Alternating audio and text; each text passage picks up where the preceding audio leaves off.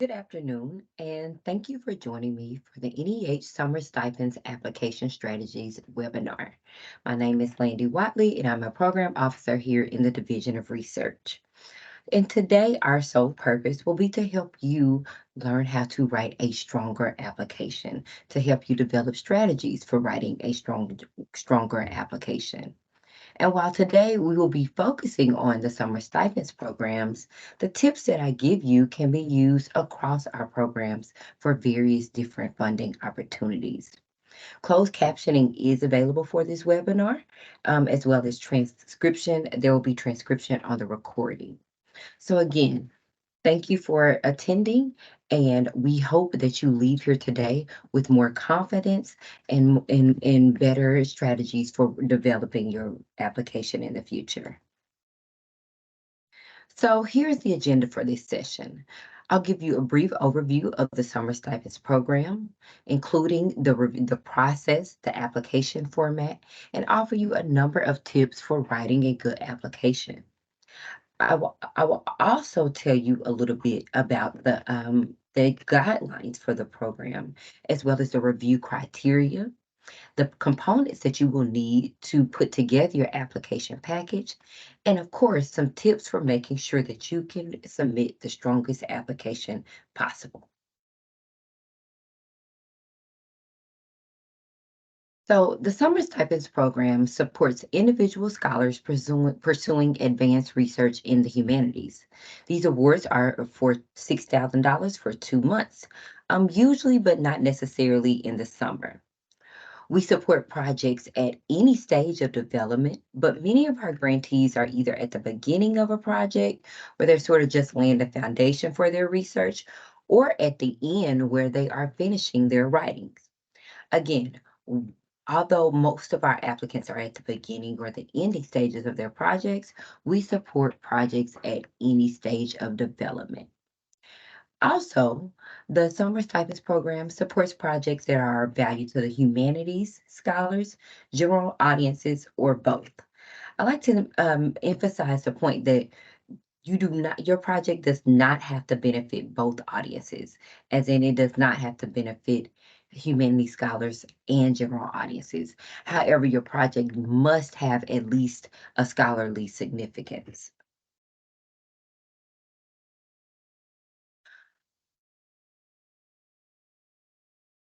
So again, the Summer Stipends program awards $6,000 for 2 months. This year, the application deadline is September 20th, and we plan to notify applicants around April 2024. The earliest possible start date is May 1, and the latest possible start date is September 1st, 2025. Remember, although the name indicates would indicate that you must take this award during the summer, you do not have to fulfill your award, period of performance during the summer. Projects are eligible at any stage of development, whether it's early, middle, or late. And we welcome applications from people at all institutions. However, like all NEH programs, the Summer Stipends program would like to express a particular encouragement for applications from independent scholars, faculty at community colleges, Hispanic serving institutions, and historically black colleges and universities, and tribal colleges and universities. As you can see, over the last 5 years, we've received an average of 827 applications, and we made about 81 awards per year for a funding ratio about 10%. Do not let these numbers encourage you. And remember, you can't get a grant unless you apply. But do be aware that there is a level of competition in this program, and our goal here today is to help you to write a good application so that you can stand strong in this competition. I also like to remind you of a few recent changes that we've made to the program. And the first is that we now require a separate page for the work plan. That means that your work plan must be on a separate page, one page allowance for the work plan, and that should be separate from the narrative. We also faculty at Asian American, Native American, Pacific Islander serving institutions, as well as faculty at Native American serving non-tribal institutions are and predominantly Black institutions are exempt from nomination. That means if you are a tenured faculty or tenured track faculty at any of the institutions listed on this slide, then you are exempt from nomination. If you're unsure about the institutional designation of your school, then you can refer to the Department of Education website where all of those institutional designations are listed. So, what types of activities and outcomes do we fund in this program? Of course, we support humanities research. If you need to travel to archives to complete your research, that is totally permissible. Of course, scholarly editing. Maybe you want to edit a collection with a critical and add a critical apparatus that is permissible as well.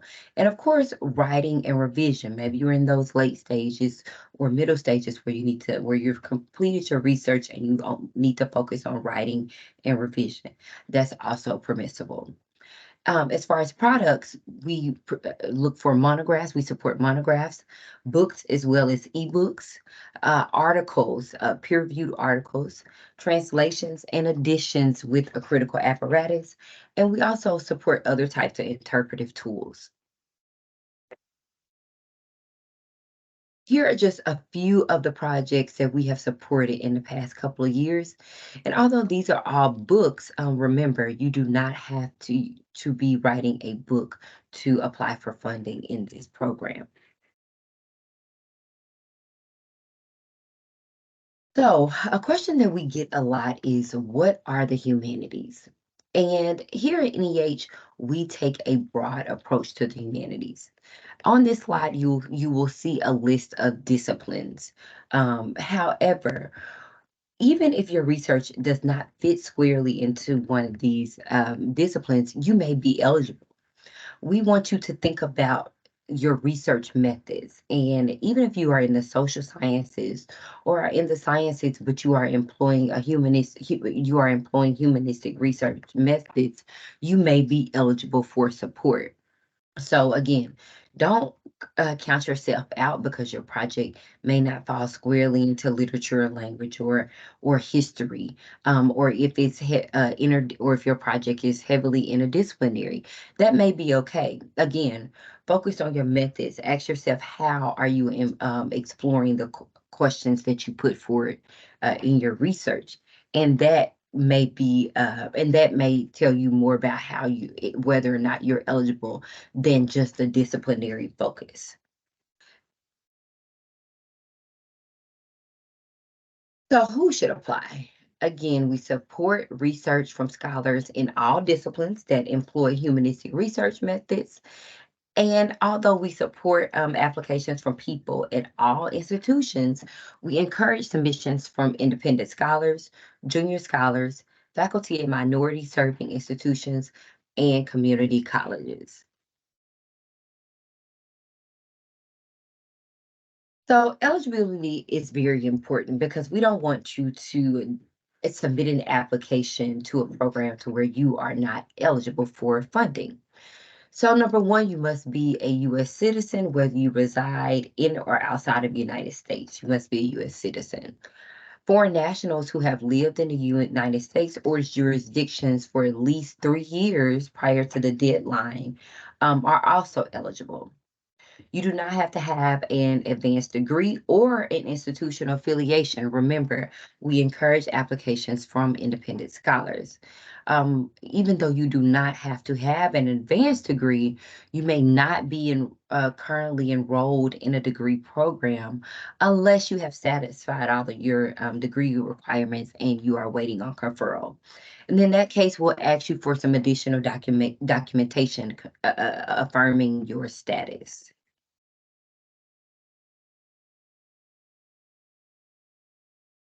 So the nomination process is something that is still fairly new to this program.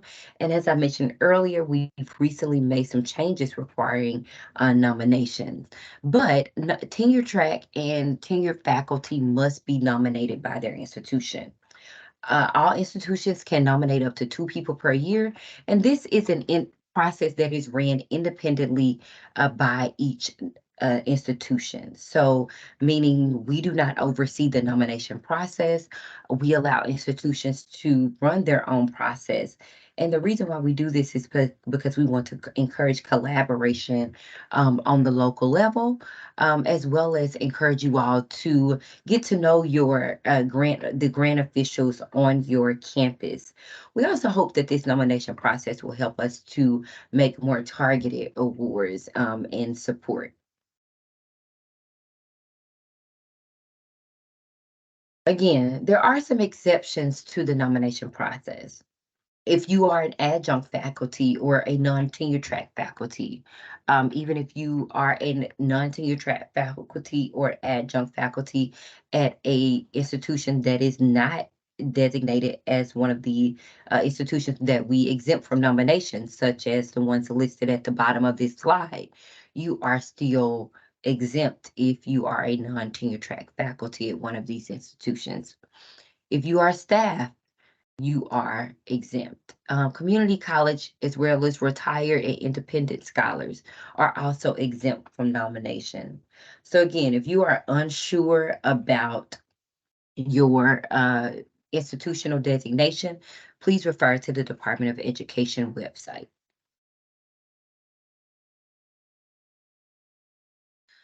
So, although it's important to know what we support and who we support, it's also important to know what projects that we do not support, so that again, you don't put together uh, a great application, but you're applying to a program that doesn't support the type of work you are doing.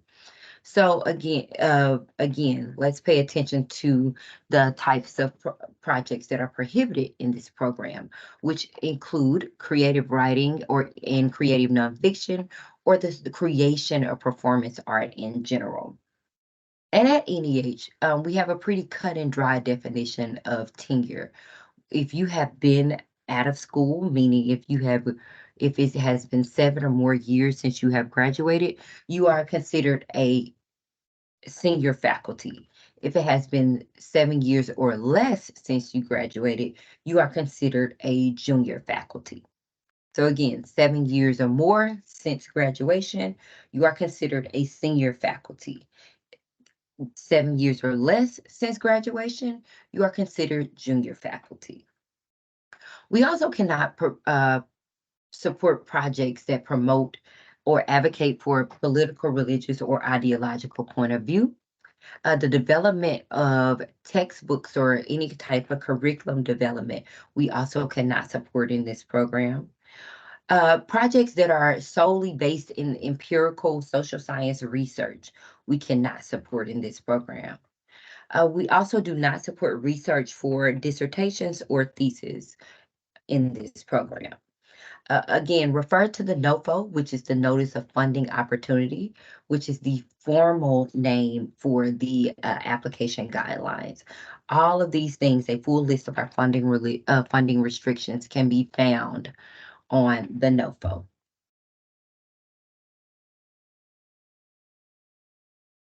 So the application consists of several components. You'll have a 3-page narrative. It can be single spaced. You have a 1-page bibliography with all of the sources that are informing your research. You have a 1-page work plan, and remember that is separate from the 3-page narrative. You'll have your 2-page CV or resume. And depending on the type of project you are pursuing, you will have to have an appendices. If you are currently enrolled and awaiting your degree conferral, you'll have to have some documentation of that. And in some cases, an explanation of federal debt. You have to have a short project description and letters of reference. And no, although we do require a separate work plan, you do not have to submit a budget.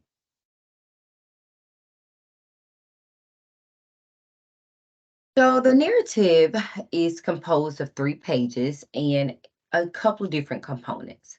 This is where you'll communicate the research significance and why your research matters. This is where you'll talk about the organization and the concepts and the types of methods you'll be using in your research. This is where you'll share a little bit about your background and what makes you the right person to pursue this research. And then finally, you'll tell us a little bit about the final product and your plans for dissemination, including whether you have a publisher, and if not, what type of publisher you will be pursuing. When in doubt, always refer to the NOFO, those review criteria in the NOFO, as well as the sample applications that we have on the NEH website on the Summer Stipends page. So we ask peer reviewers to use a defined set of criteria when evaluating applications. Applicants, you should keep these in mind, of course, when you are writing your application. These are the listed guidelines. And of course, there are another reason to read those guidelines carefully, which we call the Notice of Funding Opportunity or the NOFO. One tip I will give you is to print them out and keep them out on your desk as you prepare your application. This can serve as a sort of checkpoint for you so that you can check your application against the criteria as you write. The most important of these criteria is the significance, the why of your project. Because if it's not important, then it's a non-starter. You want to consider how your project will change the way scholars or readers understand the topic in their own research. Okay? You want to really know and really pinpoint that significance. Number two is the quality and the conception of the application, meaning is it clear? Does it describe your project, the project and its goals well? And most importantly, it should make sense to non-specialists. The third is about method. Is it clear what you're doing? Will your method answer your research questions? The fourth is about you and your qualifications and the preparation you will be doing to carry out this project. And the fifth criterion is about the likelihood that you will actually complete the project, not necessarily during the grant period, but the likelihood that you will complete the project, even if it's in the long run. So to help you remember these criteria and to help you sort of break it down into more manageable pieces, we have come up with this acronym and we call it the 5 Ps of proposal writing. And that includes the project, the proposal, the plan, the person, and the payoff. The project, the proposal, the plan, the person, and the payoff. So number one, if you guessed it, first among equals, if the project is not worth doing, nothing else matters, right? So this goes back to the significance. And what will I know or my audience know when I'm done that they do not know now? What will my audience know when I'm done with my research that they do not know now? This is where you want to provide an overview of the basic ideas, the problems, or the questions that will be examined in your study. Make this clear. You don't want the reviewers to have to hunt for the significance or even guess your significance. You want to make it as explicit as possible. This is also where you'll talk a little bit about how you will realize your goals. Okay, at least those basic concepts. Number two is the proposal. This means, can you communicate your project clearly and concisely? Again, you want to write for a generalist, avoid jargon. And in all cases, try to use some concrete examples to give your reviewers the confidence that you know what you're doing. You want to think about, what questions or concerns might they have for my research, and try to answer those clearly in the project. You want to state the project thesis or claim and provide an overview again of those concepts. Think about how you'll organize your project and explain that here as well. This is where you will be asked to provide a breakdown of your chapters if you are writing a book, or talk about how you will organize your article and what is informing your organization. Know your audience. Think about who you're writing to. Think about what scholars you are writing to. But also think about the fact that your reviewers may be generalists. So again, that's why we say examples are always a good idea because they help to show your project instead of just explaining and telling.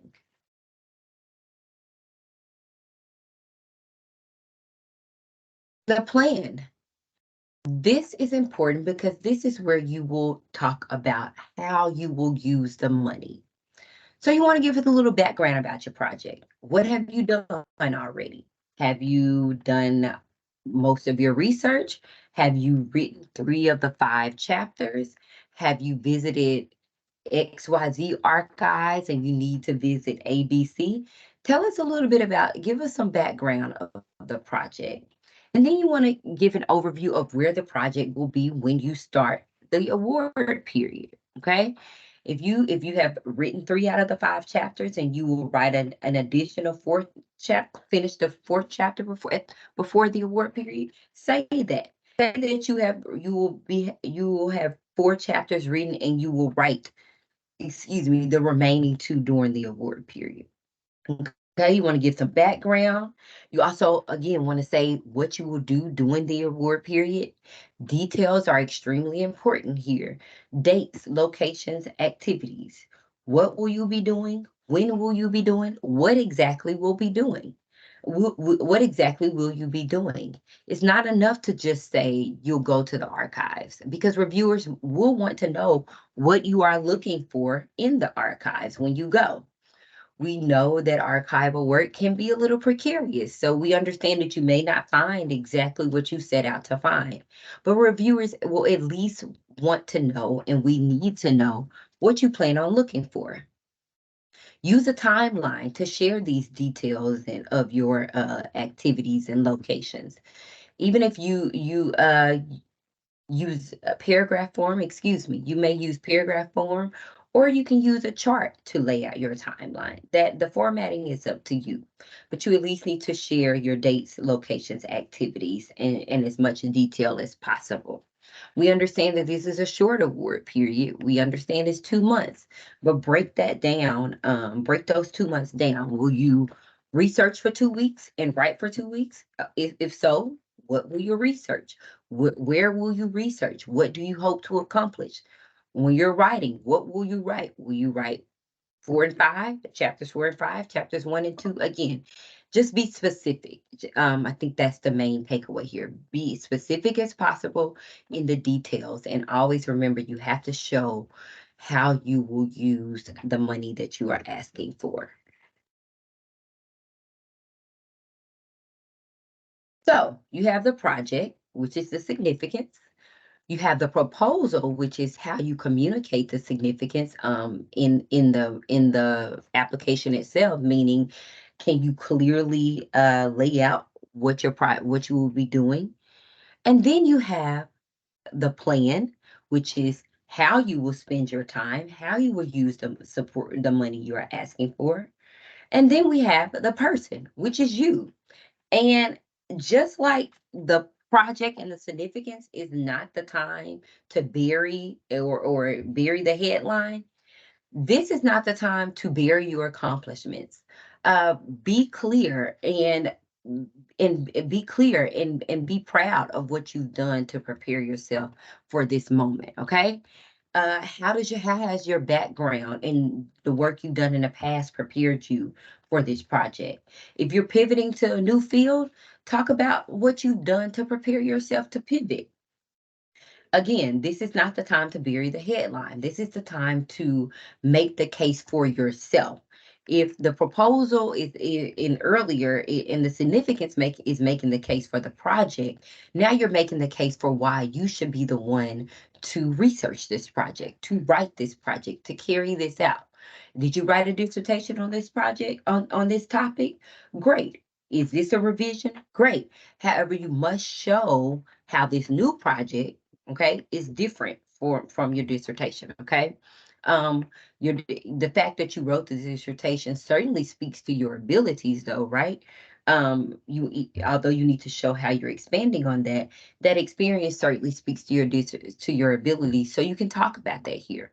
Again, if you have some concerns about maybe you think that you don't have enough research, or maybe you teach at a teaching intensive university, right? And so maybe your workload hasn't allowed you to carry out research as much as possible. That's okay. You can say that here. Just be honest. Be honest about your situation. Be honest about your experiences, and be honest about the what you plan to do, and what about the preparations that you've made to get to where you are, and how those preparations will help you to be successful in this project. So again, be honest. Um, Talk about your background. Talk about what you've done to prepare yourself.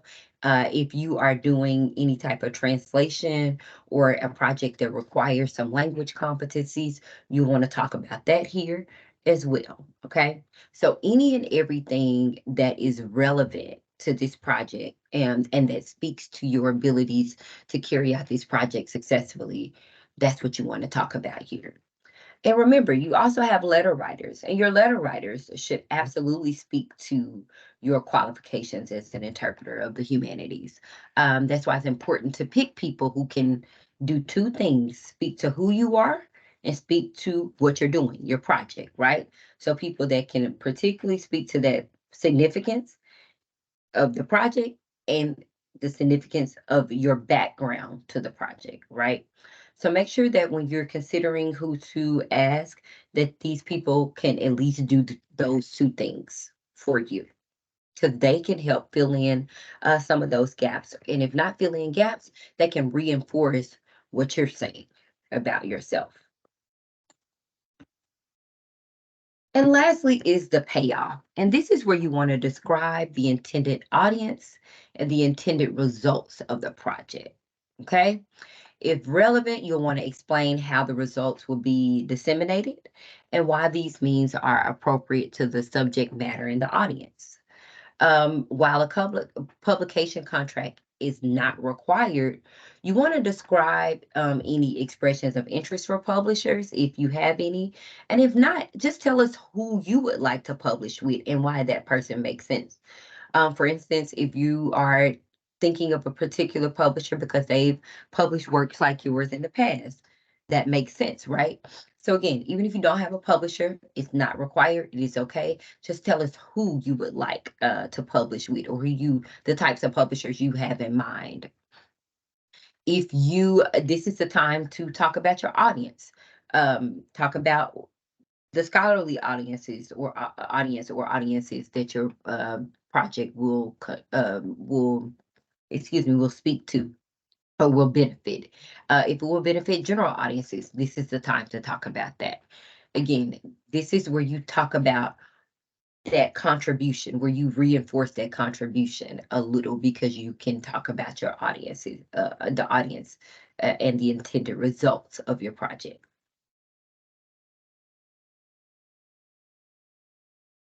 So we often talk about some of the common errors that we see on applications here.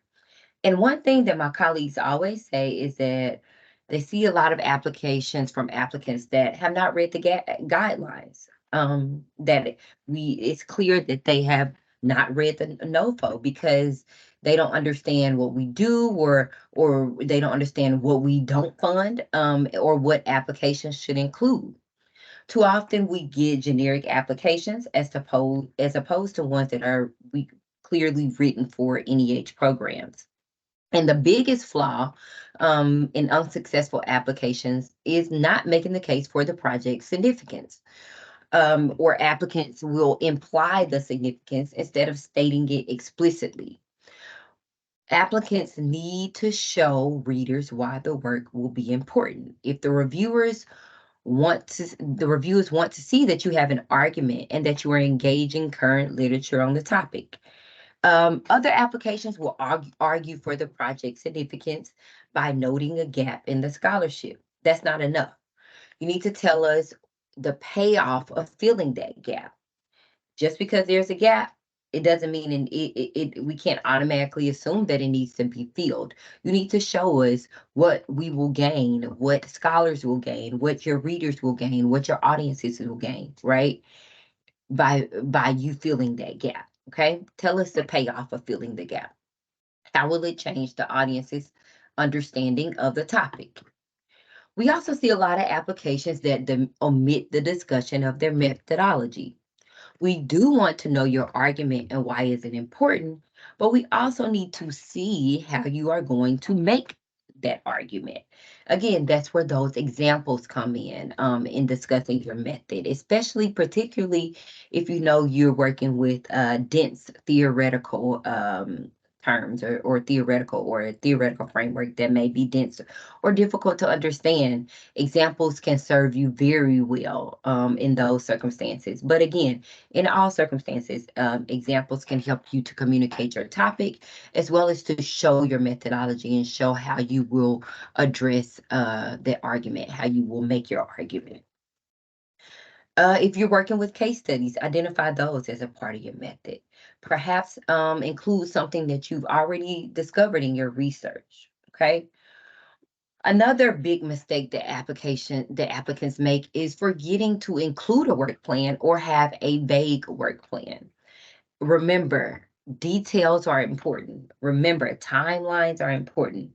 You want to share those dates, those activities, what you'll be doing, where you'll be doing, what you're looking for, what you aim to walk away with, even if you're going to do research at an archive, what you will write, where you will write it, when you will write it.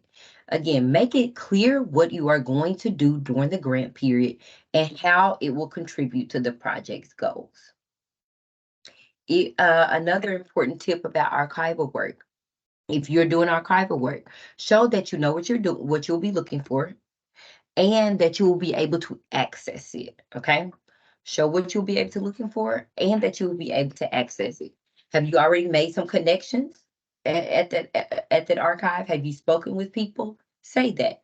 Reviewers are always suspicious of fishing trips, so you want to give them the confidence that you have a plan and that you know what you're going in looking for. And again, we understand that plans may change, particularly as your work develops. However, again, but the work plan gives us confidence and gives your evaluators confidence that you know what you're doing and how you will do it, how you will do it. We also get applications that use a lot of jargon, and that often turns off panelists. We ask you in the NOFO to write for a generalist. Um, we understand that you want to show us that you're up on the latest theories and that you understand the current scholarly dialogue surrounding your topic. However, we also want to see that you can communicate that work clearly. Bear in mind that your evaluators may or may not know the in-group language of your subfield. So again, try not to use jargon-heavy language. We also get a lot of applications from junior faculty who are revising their dissertations into a book.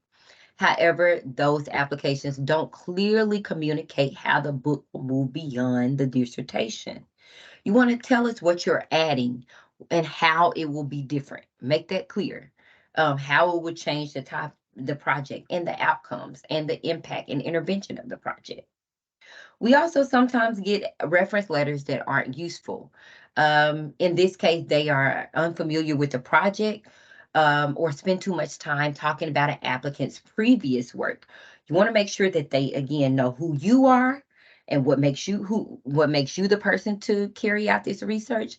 And we also want them to know how your project is important, right? You also want your writers to be able to communicate the significance, right, of your project. So They need to know the project and they need to know the person. And they need to not only be able to speak to the person's previous work, but your current work. Finally, applicants often get into trouble when they don't plan ahead. You want to make sure that you have enough time to study the guidelines in the Notice of Funding Opportunity, the NOFO. You want to plan your project. You want to be able to consult with your administration if necessary regarding the nomination process on your campus. And even if you aren't required to be nominated, you still can reach out to administration for support or even support for your application, and even reach out to your colleagues for feedback on your application ahead of time. These are all benefits of planning ahead, and so that you can receive as much support as possible. So it's time to apply. What should you do now? Well, you'll go to grants.gov and there will be some forms for you to fill out. And one form is the SF424. And this form will ask you for your mailing address, things like your congressional district. And if you don't know that, there is a way to look it up. Um, it'll also ask you for your email address, and you want to double check to make sure that it's correct so that we're able to contact you. The forms will also ask you for a title of your project, and you'll want to make sure that's understandable, but also descriptive of the project since it'll be available to the public. This next, you'll see a supplemental form, and this will ask you to select a category for your project. Please be thoughtful when you do this, since this is what we will use to match your project with reviewers. You'll also supply your status, and remember our definition of senior versus junior scholar, versus senior scholar is very straightforward. 7 years or fewer, you are a junior scholar. 7 or more years, you are a senior scholar. This is where you'll enter the names of your references as well.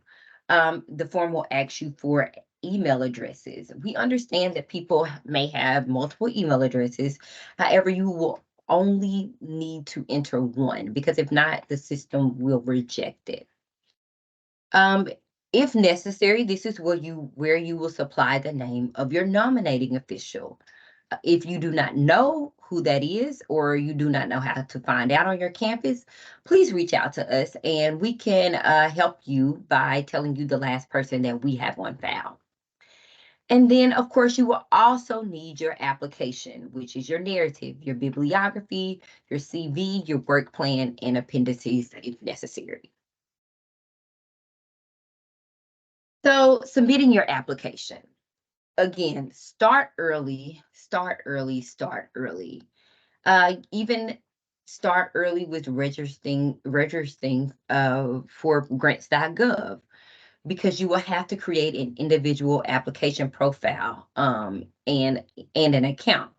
So start early so you can familiarize yourself with the platform with grants.gov. Start early because even in submitting your application, all documents must be PDFs, and sometimes pages can be altered during conversion. For instance, your CV may be 2 pages as a Word document. However, when you convert it to a PDF, it may be 3 pages, and that can disqualify you. However, if you start early, you'll have some time to look that over and make corrections. And you can your application as many times as you need to, and we will take the last application that you submit. If you have any trouble or run into any issues, you can reach out to us. But for technical issues, we really recommend that you reach out to grants.gov. They have a 24/7 helpline that can assist you with any technical issues.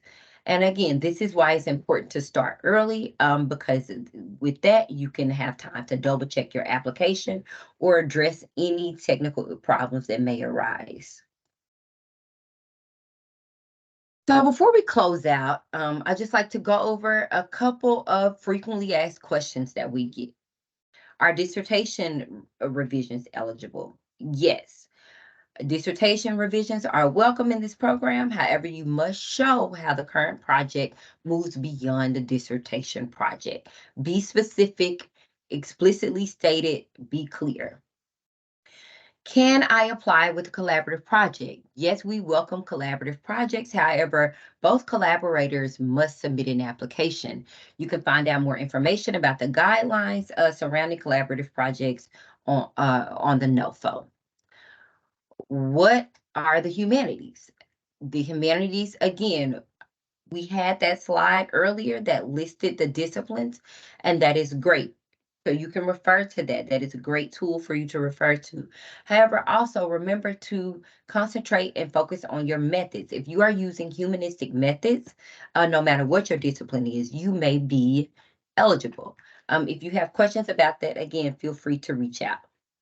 Does my university or college submit the application for me? No, your school, if required, will nominate you. However, they do not submit your application. You submit your own application via grants.gov. If there are other questions, we will definitely answer those and take those in the Q&A box at the end of the session. Lastly, I'd like to leave you with some resources. NEH.gov is always a great resource for you. You can find sample applications on the Summer Stipends webpage. You can also see some of our recently funded projects. And the NEH blog will also highlight some of those recently funded projects as well. Stipends at NEH.gov is the program email where you can reach out for help from a program officer like myself with your questions, and we can answer questions anytime before you submit your application. At any stage, whether it's the ideation phase and you want to discuss a topic that you may have, or if you have specific questions about the application, don't hesitate to reach out. And in the case that you apply, but you are not awarded, please ask for your reviewer's comments. We supply those, but only upon request. And they can help you to revise your application for the future and write an even stronger application. Lastly, please don't hesitate to follow us on social media for latest program updates. You can get information and alerts for webinars like this. We also post program deadlines and other helpful tips for applying. So again, follow us on social media to stay up to date for the latest programs. And thank you for joining us today. We certainly hope that after this presentation, you feel more confident in going forward in writing an application. We hope that you understand that program officers are here to support you throughout this process and that you can always reach out for any questions or concerns that you may have. Again, thank you for joining us. My name is Landy Watley, and we hope that you will go forward and write a strong application. Thank you.